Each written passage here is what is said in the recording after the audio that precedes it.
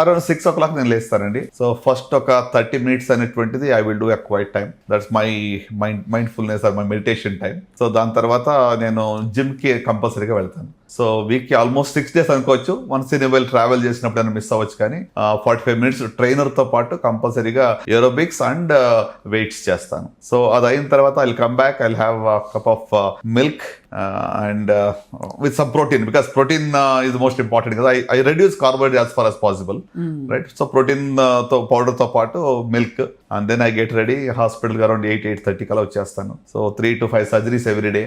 Patients చూడ, out patients, round in patient rounds. So ఇది most of my time is engaged in this అనమాట.